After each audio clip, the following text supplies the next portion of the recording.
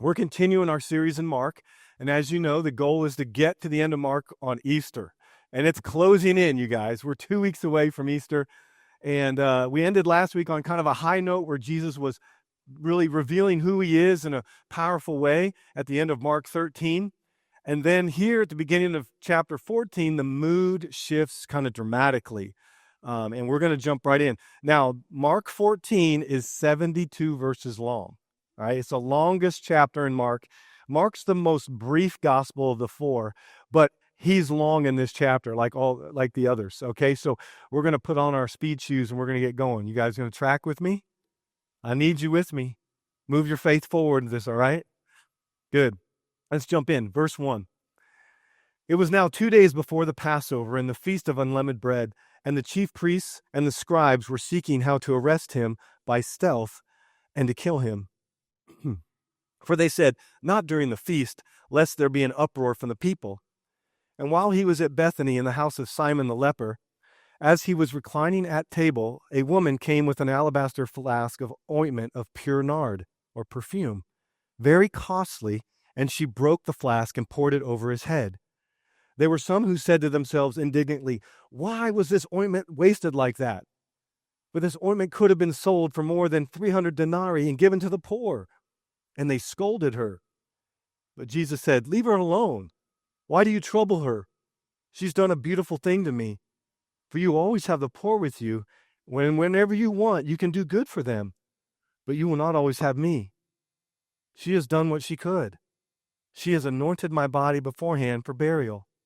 And truly I say to you, wherever the gospel is proclaimed in the whole world, what she has done will be told in memory of her." Then Judas Iscariot, who was one of the 12, went to the chief priests in order to betray him to them.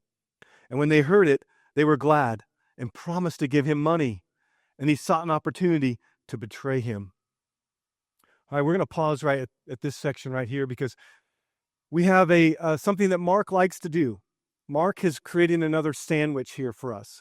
We have the plot to seize him. We have this woman in perfume, and then we have the plot going forward with Judas's betrayal idea. So here we have this sandwich again. If you remember before, just a couple weeks ago when I was here preaching about, we had the fig tree, right? And then we had the temple clearing, and then we had the fig tree again. And there was something Mark was trying to do. And it's really like this, that the middle story seems unrelated to the other two on the other ends, but provides a key understanding to the whole. And so Mark's doing that again. Let's look at the first part of the sandwich. We're introduced to the culprits of the plot, the chief priests and the scribes, or the teachers of the law, the leaders, the Sanhedrin as they're called. You notice Mark doesn't say the Jews or the people or even the Pharisees, but he says it in such a way because the people loved him. People loved Jesus. But he said it in such a way as to make sure you knew these were official leaders, because this was going to be an official edict that they were trying to bring upon Jesus, okay? And they did it in stealth. They did it in the sly, I'm kind of popping here, maybe a little bit. Don't want to, okay. That's a plotting kind of thing you see, and it's almost like mafia-like, right? You kind of get this picture of a room in a dark basement with some smoke, and they're kind of like talking about this and scheming and plotting, but these officials are doing that. And why? Because they're afraid of the people. They're afraid of public opinion. The people liked Jesus. They liked what he was doing. And then it shifts to a whole different scene with a woman and perfume. And she interrupts this gathering of men, which that was taboo then. You don't do that. And she takes this very expensive stuff and pours it over his head. And some disciples get angry. Why the waste? What about the poor? You know, in John's gospel, his account of this, he names that this is Judas. Okay? And he describes Judas this way, because Mark is a lot less with words, but John goes, Judas was the treasurer of the 12. Judas was a thief. Judas had his hands, he controlled the money bags for the 12, and he liked to dip into them whenever he liked.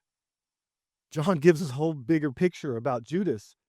And you can imagine that he was the one of the sum of the disciples that was leading the fuming about the wastefulness and the poor. But Judas didn't care about the poor. He cared about fleecing his own pockets. And that was the real truth. And Jesus stands up for this woman right there on the spot. You know, Jesus elevated women. He did that throughout his ministry. And he says, this is a good, beautiful thing. And the extravagance of the gift that she's giving him shows that she understands and she values Jesus a certain way. Then he makes this bold statement that, hey, you're going to go down in history. Like, what is this about?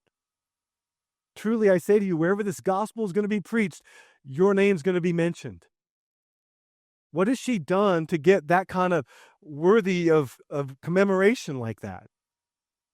Well, I think it's this. It says she's preparing him for burial. And burial means what? Death. And there's a suffering in that. And there's something about the gospel and the connection with the gospel and suffering that has always got to be connected. That when we understand, when we think of the gospel and what Jesus Christ did for us, we understand the suffering. The passion is that this whole section is called the passion of the Christ, or the suffering of the Christ as he's moving towards the cross. That we understand that whenever the gospel is preached around the world, Jesus said, forever, you're going to remember that she understood that there's suffering involved. It's powerful. And then we end the sandwich with the betrayal of one of Jesus' inner circle, one of the 12. Judas says, went to the high priests. They didn't come to him. He went in his own volition. Premeditated treason. Right there. He's an insider, Judas is, and he's positioned well to do what the officials want to do. And he's an insider, makes it even more, his betrayal, grievous and heinous, doesn't it? But I think Mark's given us a warning here that proximity to Jesus does not guarantee faithfulness. Judas was very close to Jesus, but it didn't guarantee his faithfulness. And almost like, hey man, greater the intimacy with Jesus, the greater the watchfulness. Because remember, Jesus told us at the end of 13 last week, be watchful, be on the alert. It's almost like, hey, the greater intimacy with Jesus, the greater the watchfulness you have to have in your heart and what you're seeing and what you're doing. But he had an icy resolve. It says he watched for an opportunity to betray him. And that's premeditated. That's going forward. And Judas is not a victim. Let's be sure of that, of his circumstance. He's not a pawn of greater forces. He's a sovereign moral agent who's freely choosing evil in handing Jesus over. All right? And now we come to a very interesting part here when we think about handing Jesus over, because we come to an intersection between the overarching providence of God, the hand of God in history, and the use of man and his evil ways. Right? That seems like a odd, it makes us scratch our heads sometimes a little bit when we have these two things come about. But the mystery of God's providence working through man's choices. Divine grace uses human evil for its saving purposes. It's amazing. And this is what we have here with Judas. And it's reminding me of another story in the Old Testament of a man named Joseph. Y'all remember Joseph? His brothers hated him, and they thought they said, let's kill him, and they threw him in a pit. Then no, let's grab him out of the pit. Let's sell him. That would be better. And so they sell him off, and he ends up in Egypt. And he gets falsely accused by Potiphar's wife, and then he gets thrown in jail, and then he gets overlooked. But then finally he interprets the dream, and he ends up in Pharaoh's palace running Egypt with Pharaoh. And Joseph is like a type and a foreshadow of Jesus, as you can see his story, his life. Here Jesus is betrayed, right? Going to be arrested. But what happens? The Israelites, there's a big famine, and Joseph's family doesn't even know he's alive still, and they have to come to Egypt looking for food, and they come before him, and all of a sudden it's revealed, oh no, our brother who we ditched and we killed and we wanted to kill and we sold him off, he's leading, he's ruling. And they fall to the ground and begging for mercy. And what does Joseph say to them? What you meant for evil, God has used for good. And it's amazing the parallel between that and here what we have here. But how do we understand this sandwich that Mark starts with? Devotion of a woman who is an unnamed outsider bracketed by the betrayal plot of an intimate insider. He creates a stark contrast between faith and treason and treachery. A woman who's giving a shockingly large amount. It was a sacrifice of faith for her to even think about doing this. All right. And 300 denarii, that's like a year's wages. And women didn't make that then. So this easily could have been some kind of family heirloom that was a really special piece that she was breaking this alabaster jar and pouring it out on him. This was a huge sacrifice of faith, of stretching for her. But then we have Judas's plot to betray the master for an average sum of money. That's a sacrifice of faith in the opposite, worst sense of the term. He was sacrificing his faith in Jesus. But leads to this question. How do you value Jesus? How do you value Jesus? Do you value blank more than Jesus? Fill in the blank. Do you value money more than Jesus? Do you value security more than Jesus? Do you value status or your reputation more than Jesus? Moving ahead, Jesus sent 2 disciples up ahead to prepare a room for them to celebrate the Passover together. And we skip to verse 17. And when it was evening, he came with the 12. And as they were reclining at the table and eating, Jesus said, "Truly I say to you, one of you will betray me, one who is eating with me." Well, that's a mood killer, isn't it? We're reclining at the table, having a nice meal, and all of a sudden, boom, Jesus drops this truth bomb, this ominous declaration. Hey, one of y'all going to betray me. Verse 19, then they began to be sorrowful and to say to him one after another, "Is it I?" He said to them, "It is one of the 12, one who is dipping bread into the dish with me. For the Son of Man goes as it is written of him, but woe to the man by whom the Son of Man is betrayed. It would have been better for that man, if he had not been born." And as they were eating, he took bread, and after blessing it, he broke it and gave it to them and said, "Take, this is my body." And he took a cup, and when he had given thanks, he gave it to them, and they all drank of it. And he said to them, "This is my blood of the covenant, which is poured out for many. Truly I say to you, I will not drink again of the fruit of the vine until that day when I drink it new in the kingdom of God." Well, here we have the first communion, the Lord's Supper, and we're going to take communion later, so we'll come back to this. But even in the midst of this harsh betrayal, he's inviting them, like he invites us, to a place at the table with him, to be close to him, to have connection with him, to fellowship with him. That's the redemptive love of Jesus' heart towards humanity. Verse 26, and when they had sung a hymn, they went out to the Mount of Olives. And Jesus said to them, "You will all fall away, for it is written, I will strike the shepherd, and the sheep will be scattered. But after I am raised up, I will go before you to Galilee." Peter said to him, "Even though they all fall away, I will not." And Jesus said to him, "Truly I tell you, this very night, before the rooster crows twice, you will deny me 3 times. But he said emphatically, "If I must die with you, I will not deny you." And they all said the same. And they went to a place called Gethsemane. And he said to his disciples, "Sit here while I pray." And he took with him Peter, James, and John, and began to be greatly distressed and troubled. And he said to them, "My soul is very sorrowful, even to death. Remain here and watch." And going a little farther, he fell on the ground and prayed that if it were possible, that the hour might pass from him. And he said, "Abba, Father, all things are possible for you. Remove this cup from me. Yet not what I will, but what you will." What's going on here that Jesus would pray a prayer like this? You know, you think about if Jesus is God incarnate, how do we have God pleading with God to change the decree of God? It's a twister, right? But I really think the way to look at this is that there are 2 natures involved here. 2 natures. There's a divine nature and a human nature.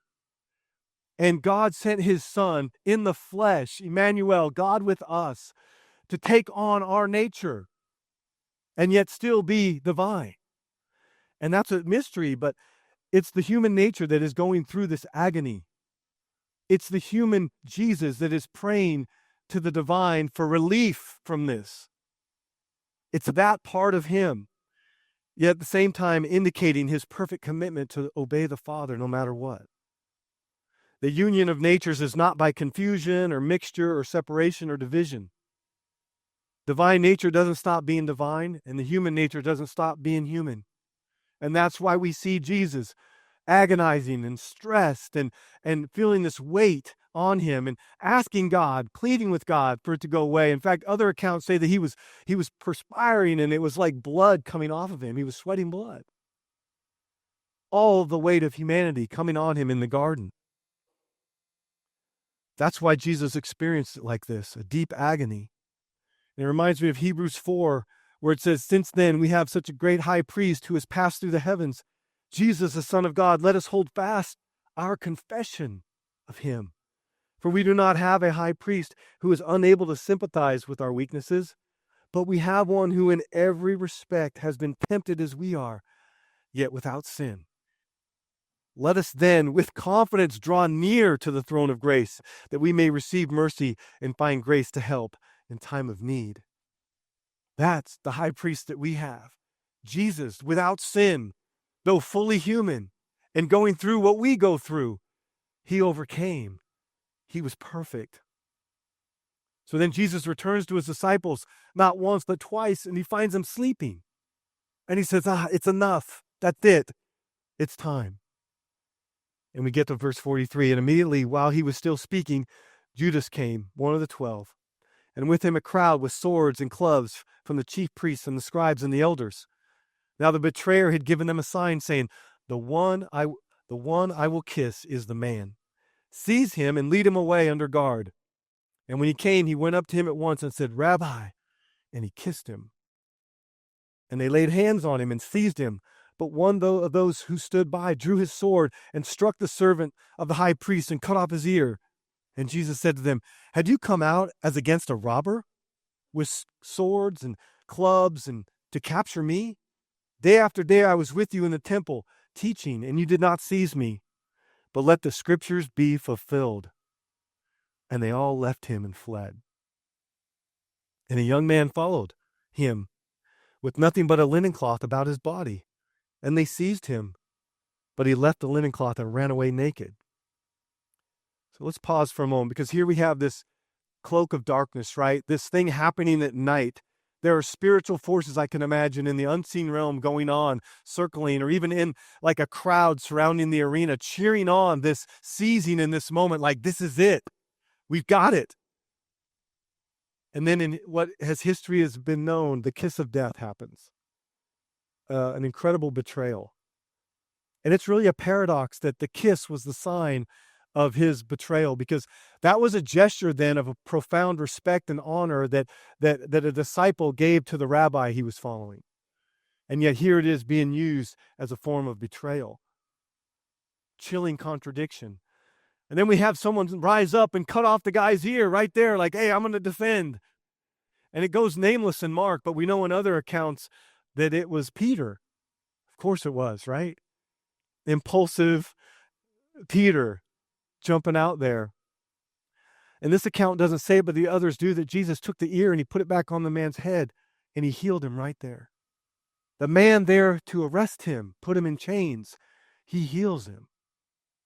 I mean, that's just a picture of the heart of God, the love of God for you and I and for humanity. Even when we're not flowing in the direction we're supposed to with him, how he's there for us.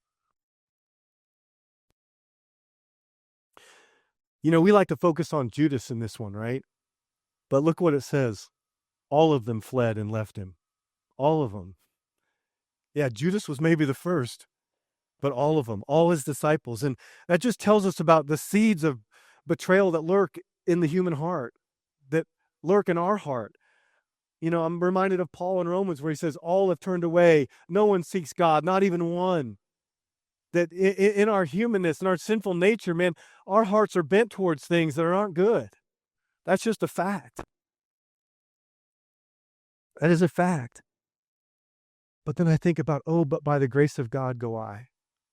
The only way you and I can go forward from that is because of God's grace, the empowering grace of God, of the Spirit of God in our lives that can change us and put us on a new path. But then we come to verse 51, this last part here. What a strange thing this is. Right at the end, what is this all about? We have a young man who's following at a distance. He's not one of the 12, but he's a man of some means, because back then, if you had a linen clothing, you were fairly well off. But usually they wore that under their tunic. So here's a young man with some wealth. He's wearing just his tunic, or his linen, not his tunic. And what is he doing? It's almost like he saw the crowds forming and something going on in this garden, and he followed them there, and he's watching like a bystander, and then all stuff breaks loose, right? And everyone's fleeing, disciples, and he's just a bystander, and all of a sudden they go to grab him. And they grab him, they grab his linen, and he runs off, and they pull, and he runs off naked. Why is this strange account, an unnamed person, right here in this part of the story? Well, it may have well been the writer Mark himself, because Mark was a man of means. He came from a family of wealth. And that's why he could have been wearing that linen. And it could be that Mark, because he's writing this gospel really on behalf of Peter, they teamed up, and he's the one writing this from Peter's account, pretty much. And it's like, it's his way of putting himself in the story and saying, look, I am an eyewitness to this, without even naming himself. But it's a real odd thing. But if we step back and just think, what else can this mean? There's this moment of crisis here. Someone's reduced to nakedness and they have to flee in the dark. What is that? Well, when I think about nakedness, the first thought, whenever it comes up in the Bible, where it first comes up is in Genesis, in the beginning, with Adam and Eve. They were both naked and unashamed in the garden until sin entered. And then the first psychological awareness of shame being nakedness, or humiliation being nakedness, came from that, sin. Since then, we humans are the only ones who cover ourselves with garments. Because I think it's built into our human fallenness now to equate shame and nakedness, humiliation with nakedness. And then you think about covering ourselves with garments. You know, what are the garments? Even in our relationships, or our spiritual life, what are the garments that we put on, that we clothe ourselves with, right? To make ourselves look good, to make ourselves look right or righteous. What are those things? But the Word of God says our righteousness, our garments that we put on, is like filthy, rotten rags to Him. Filthy, rotten rags. And the only way any of us can stand before God is that those rags get torn off of us, and we get clothed afresh with the clothing and the garments of Christ, and walk with Him and have that be our righteousness. Nothing of ourselves. That's the gospel. You and I can not make ourselves good enough. We can't make ourselves righteousness. We cannot cover our sin. There's nothing we can do. There's nothing we can put on to give us a freedom into the kingdom of God. It's only by the free gift of His Son, Jesus. That's the gospel. We only stand through what Jesus Christ did on the cross for us, and nothing else. We're laid bare. We're naked until we're clothed with Christ. Verse 53, and they led Jesus to the high priest, and all the chief priests and the elders and the scribes came together. So here we have it. There's a trial. It's that very same night. They're conducting this trial at night, which was illegal according to Jewish law. And they didn't even take him to the normal court. They came to the high priest's house. They're going to do this on the down low, over on the side. Such a rush. Such undercover. It's a kangaroo court with lawfare all over the place. Verse 54, and Peter had followed him at a distance, right into the courtyard of the high priest, and he was sitting with the guards and warming himself at the fire. Okay, so here we have Peter creeping back after his fleeing, but now he follows at a distance. Peter's keeping a distance from Jesus now. He's keeping a safe distance. He positions himself now as an observer in the courtyard, not as a participant. And we know how Peter liked to participate. He was always jumping in. He was always getting involved, but now it's different.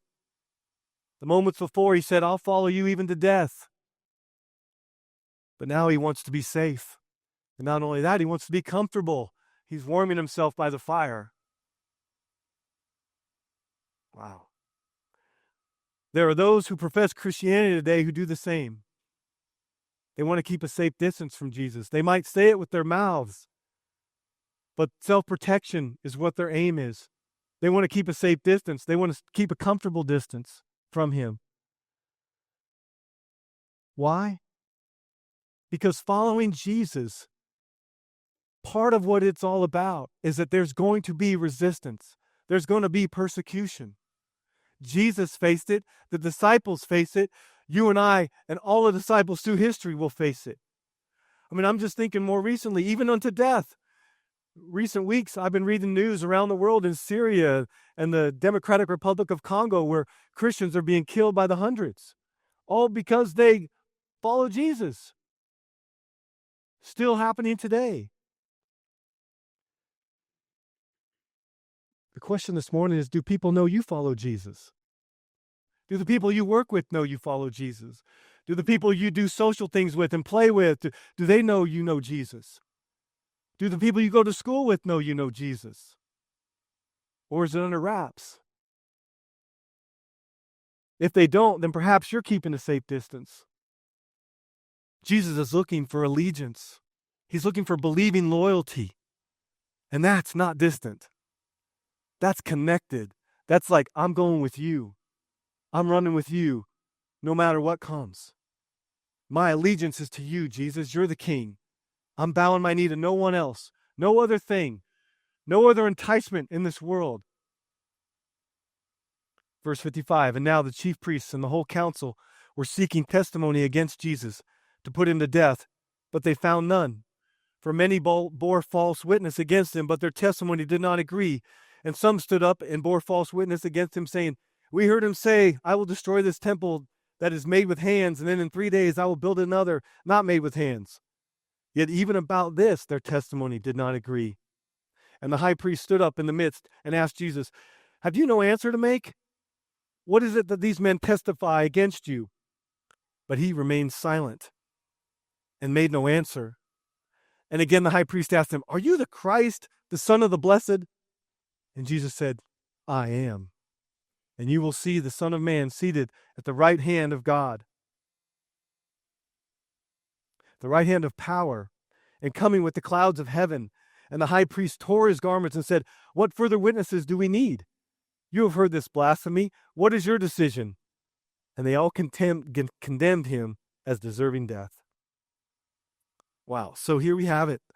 They drum up charges. They're seeking someone, anyone. Hey, say something about this guy. But they couldn't find anything to stick. And notice that Jesus kept silent when he first asked him a first question. He kept silent. It's like fulfilling that prophecy in Isaiah where it says, like a lamb going before the slaughter, he remained silent. I believe it's because it was just an inferior question that was first asked. He didn't feel the need to answer these guys with their false testimony. He didn't need to answer it. It was inferior. It wasn't worth answering. But you can sense that the high priest was growing impatient, frustrated, like, we got to get this thing going. We got to get this done at night. We got to get this thing over with. And so he said, come on, would you just tell me, are you the Christ? Are you the Son of God? Now there's a question worth answering. So Jesus turns to him and says, and he really answers, there's two questions there. Are you the Christ, the Messiah? Or are you the Son of God? And he says, I am. And you will see the Son of Man seated at the right hand of power and coming with the clouds of heaven. And everyone there would know that he's referencing Daniel 7. All those Jewish leaders would know he's referencing a prophecy. And this is what it says. I saw in the night visions, and behold, with the clouds of heaven, there came one like a son of man. And he came to the Ancient of Days, meaning God the Father, and was presented before him. And to him was given dominion and glory and a kingdom that all peoples and nations and languages should serve him. His dominion is an everlasting dominion, which shall not pass away, and his kingdom one that shall not be destroyed. So when he says what he says, and he references that, they looked at him and they know what he's answering. And Jesus is saying, yes, I am. I came from heaven, and I'm going back to heaven. And this is not the last time that we're going to meet under the context of a trial, because I'll be back. And when I come back, I'm coming with all the authority of heaven. And it'll be you that will be judged by me. Wow. That's how the Jewish leaders understood what he was saying. And hence the ripping of his clothes, the high priest, blasphemy. Was it? Or was it the truth? And you just didn't want to accept it. That's how they didn't like it. So verse 66, and as Peter was below in the courtyard, one of the servant girls of the high priest came, and seeing Peter warming himself, she looked at him and said, you also were with the Nazarene Jesus. But he denied it. He said, I neither know nor understand what you mean. Kind of ambiguous there. And he went out into the gateway, and the rooster crowed. And the servant girl saw him and began again to say to the bystanders, this man is one of them. But again, he denied it. And after a little while, the bystanders joined in again and said to Peter, certainly you are one of them, for you are a Galilean. But he began to invoke a curse on himself and to swear, I do not know this man of whom you speak. And immediately the rooster crowed a second time. And Peter remembered how Jesus had said to him, before the rooster crows twice, you will deny me 3 times. And he broke down and wept. So Jesus is on trial upstairs at the high priest's house on the balcony, and down in the courtyard we have another trial of sorts going on. This one's not being conducted by a high-up official, but a little servant girl with no status, no power, no authority, but she's questioning this man, Peter. And she goes after him. He denies it. And then you notice he went out to the gateway, to the entrance of the courtyard. In other words, he basically was distancing himself some more from Jesus. And the rooster crows once, almost like, hey, you hear that? They go after him again. He swears it off. He denies Jesus. And the rooster crows, and he breaks down. I believe Peter's example here, Mark's giving it to us as a warning to the disciples, both then and now, and to us, that being a faithful witness to Jesus is what matters most. Faithful allegiance, believing loyalty to Jesus the King is what matters most. And here's the thing this morning, you guys. Jesus stood alone for you. He stood alone. The whole chapter is about abandonment, all the way down, the disciples, until Jesus stood alone for you and I. The question is, will you stand up and be counted for him? That's what's before us. That's what we're called to do, no matter what is facing us, no matter what the cost. Don't follow Jesus at a distance. Don't be a safe Christian. Jesus said, if you are ashamed, if you will be ashamed of me before men, then I'll be ashamed of you before my Father in heaven. Oh, that's strong. It's strong, but it should wake us up. He wants believing loyalty. He wants our hearts fully devoted to him. He stood alone for you. Will you stand up and be counted for him?